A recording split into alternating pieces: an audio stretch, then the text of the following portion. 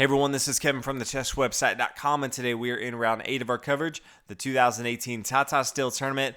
Our competitors, White's going to be played by Magnus Carlsen, the world champion, looking to get a victory and catapult himself to a tie of first place in the tournament.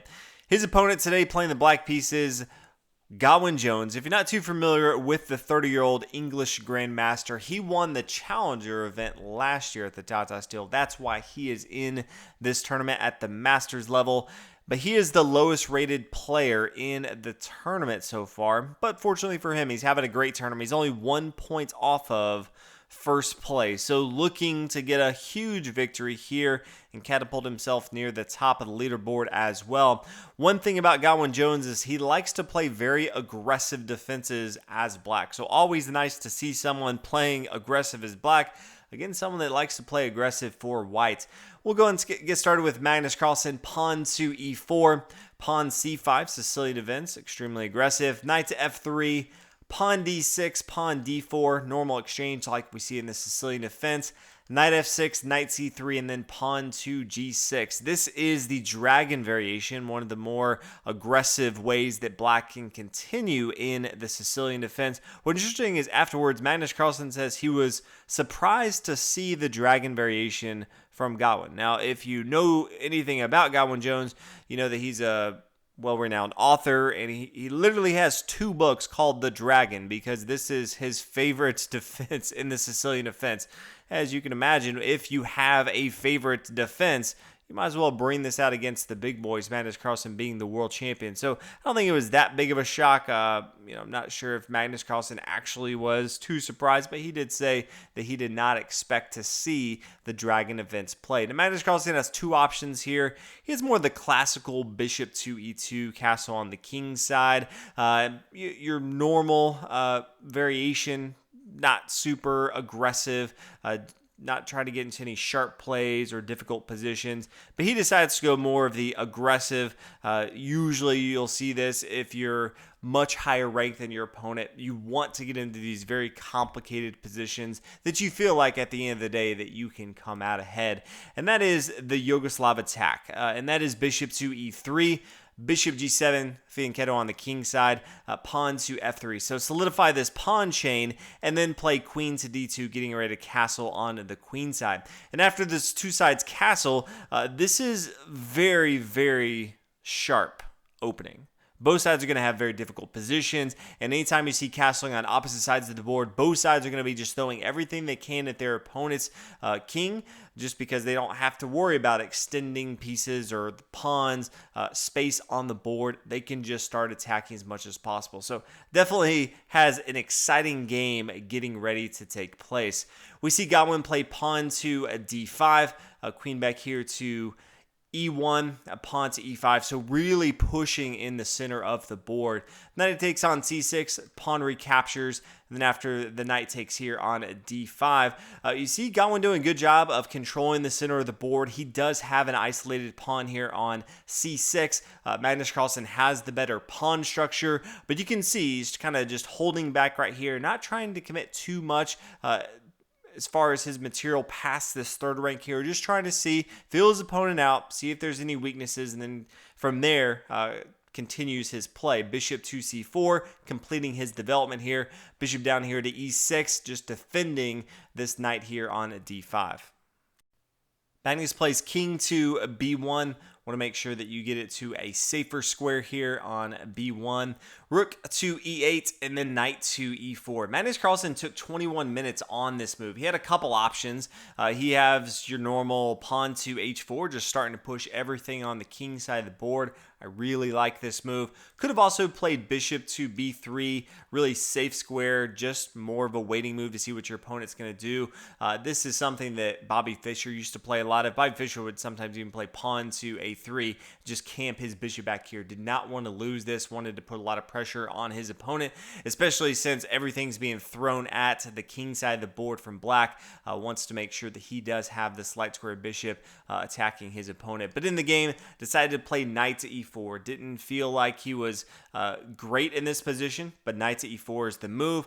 And then we see f5. This is a novelty, something we haven't really seen in this opening too much, but attacking the knight comes up here to g5. And this is a interesting situation on board because what Gawain did a good job of is he was playing so fast. It was almost like Magnus Carlsen was trying to sit there and figure out, like, why is he playing so fast? These are some very complicated positions. Does he just know everything going on right now? Because he's not taking a lot of time. I'm taking 21 minutes, and he's just rapid fire snapping off his moves.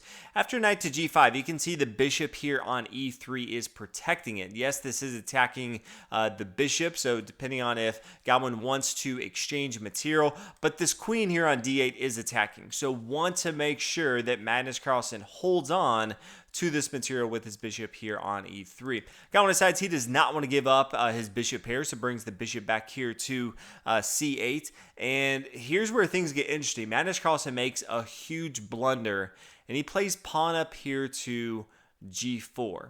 Unfortunately for him, this opens up the door for pawn to f4. And as you can see from what we just talked about, this knight here is no longer defended. We're already seeing the bishop here on e3 being attacked, but now the knight no longer has protection. Would have been much better if Magnus Carlsen played pawn to h4. This attacks on the king side of the board. It has a great outpost here for this knight here on g5, and then the bishop can freely move. If pawn down to f4, not a problem at all, can easily move the bishop. This knight right now is being pinned down by this bishop to the king, so he's not going to be moving anytime soon, but this would be a much better spot.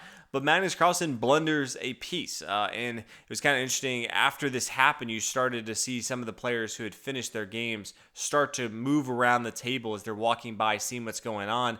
The commentators are freaking out. We haven't really seen Magnus Carlsen blunder a move like this, especially early on in a game. We're only on move 17 right now, so very odd as far as how Magnus Carlsen did this. Afterwards, he just said it was a terrible move. He felt terrible about it. You could see it in his body language if you were watching the live streams. Was not happy about his play. Did not take long for Gawain to play after pawn to h4 to just go ahead and take the material here on e3. Magnus Carlsen was able to get a pawn back, so that's the only thing he had to show for it. Recognizing that he was going to lose material, so decided to start pushing forward on the king side with his pawn. Come back here with queen takes here on e3. Pawn h6 forcing the knight to move, but we do have an in-between move of queen to c5. This does delay because you don't want the pawn to take now on g5, because then you would see the queen takes on c6. This knight would fall, and so all in all, this would end up being a good position for white. Let's say the bishop comes down now to e6. We could see an exchange in the center of the board. Rook takes on d5. Let's say the queens come off the board. All in all, this is going to be much better for Magnus Carlsen than the position he was in. Not necessarily this is good for Magnus Carlsen, but definitely better than the position he was in. So we see Gawain correctly decide to play bishop to b7, knight down here to e4 since it was being attacked by the pawn here on h6. Now rook down to e6, and then pawn up here to h5. One thing that we did notice on the board is after h5, a few things start to happen here. We really need black to play pawn to g5. This is a critical square that he needs to have, but he doesn't. And instead, he takes a long time and then decides that what he really needs to do is exchange off the queen. So he plays queen to b6 and just really doesn't keep in mind the fact that he needs to have some protection in front of his king. Pawn to g5, great, solidifying this pawn chain over here. Doesn't have to worry about king side safety anymore. Does not need to be playing this queen to b6. Now we see pawn up to g5. Magnus Carlsen trying to blow up the king side of the board. We do see an exchange on board, and then the queen comes back here to a3. Magnus Carlsen not quite looking to exchange off his queen. He can sense something going on the board. He wants to make sure he has his powerful pieces there.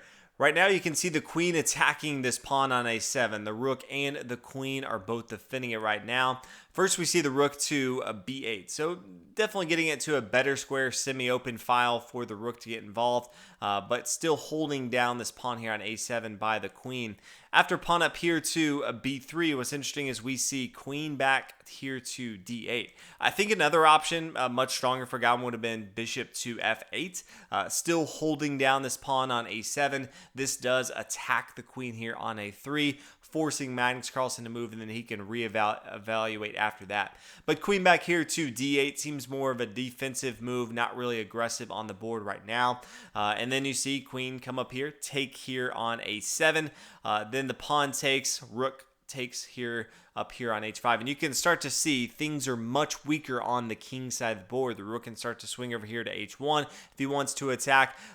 This bishop still pinning down material to the king. The knight can come over here, start to take material. Knight takes on g5 as an option here. So this earlier, that pawn to g5 was such a critical move that Gawain missed. Now you can see rook to g6, trying to hold on to the material. Unfortunately for Jones, it does not do what he was hoping for, because yes, the queen looks like it is defending the square, but it's actually not. The rook takes, and then the knight's going to recapture. The queen cannot take here. If we were to say queen to g5, this would be extremely bad. Now we see the rook fall on b8, and then check, bishop to f8, trying to stop that. The bishop's going to fall, just losing way too much material. That's going to be a bad option. So he looks at this and says, okay, it lost a pawn right here. That's not good. You can see Magnus Carlsen starting to chip away. Now has 2 pawns in exchange for his opponent's minor piece on the board, and Gawain at the same time not being aggressive with his material. So queen comes back here to c8. Rook over here to g1. So once these pieces start to move, the king will be under attack. Rook here to a8. Queen down here to b6. And then rook to a6. And this is where things get even more complicated. It's very tricky to look at all these permutations that both sides can go through. The knight would like to take the queen here on b6, but the bishop would take the king. That would be an illegal move. The bishop would like to take the rook here on a6, but the bishop can't move because the knight would no longer be pinned down, and then the knight could just take the queen here on b6. So a lot of stuff to think about for both sides of the board. All you have to know is if any of these pieces really move, or the king moves, it's no longer being pinned down, fireworks can happen at any time. So from here, we see the queen come down here to c5, queen to d7, knight over here to e4, just centralizing a little bit, king to h8. So this knight is free to move. Also, this bishop is free to move as well. Magnus Carlsen decides, even beyond taking this rook here on a6, he found a better move, and that is getting the queen involved into the game, looking to bring his queen over here to h5, start a strong attack on his opponents. Gawain decides, yeah, I need to go ahead and stop this, so plays queen over here to e7, stopping the queen coming to h4. But as you can imagine, this does leave that rook here on a6 exposed. The bishop's able to take that. After the bishop takes, queen over here, h2 check, and you can start to see Magnus Carlsen gaining even more advantage. Now he has both a material advantage, he also has a much better attack against his opponent. No pawns in front of Jones's king here. All of a sudden, Magnus Carlsen's king is looking very safe here on b1. Now, queen up here to h6, saying, yes, I'm just going to get this in the best position possible. You can't take it because your bishop is pinned down by the rook. Queen back over here to a7, queen to e6, attacking the king. King f8, rook up here to g5, so just slowly getting his position a little bit better. Knight down here to e3, stopping some of the material coming here to f5, but there's just so many attacks that Magnus Carlsen has. Queen to d6, one of those attacking. King to f7, knight to c5, attacking both the bishop, also attacking a strong attack. You can see queen to e6 being one of those. Just so many ways that Magnus Carlsen has to attack here. Bishop up here to c8, stopping the square here on both e6 and d7 for Magnus Carlsen to go to. and then the dagger, and that is rook to g7. There's no way to really stop this, and at the end of the day, Gawain Jones decides to resign. If he were to play, people always ask how this game would continue. King to f8. Oh, couldn't go f8. Maybe he were to decide to play king to e8. That's one option. Okay, rook to g8, and then we have a quick mate after that. Okay, well, if he decides instead to take that material, king takes on g7. Well, now we have queen to e5 check, and then that knight is going to fall. At the end of the day, Magnus Carlsen is up 3 pawns. He does have a much more aggressive position. He has a pass pawn here. The king is exposed. This would be a very, very easy endgame for Magnus Carlsen to convert. So congratulations to Magnus Carlsen. He is now tied for first in the tournament.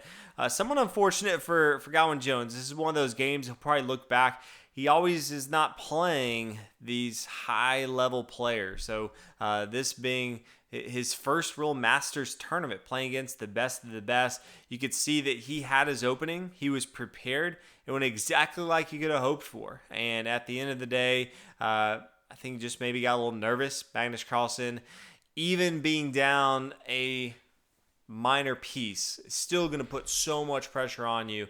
In that opening with the dragon variation, the Sicilian, still very sharp play that Gawain had to maneuver, and at the end of the day just made a few mistakes here and there at the end, and Magnus Carlsen was able to convert. So at the end of the day, not the result he was expecting, but many players were looking on and congratulated him on playing such a strong game and making Magnus Carlsen really earn that victory. But hopefully, guys, enjoyed round 8. It's been a fantastic tournament. Some really, really exciting games. And I will see you guys tomorrow in round number 9.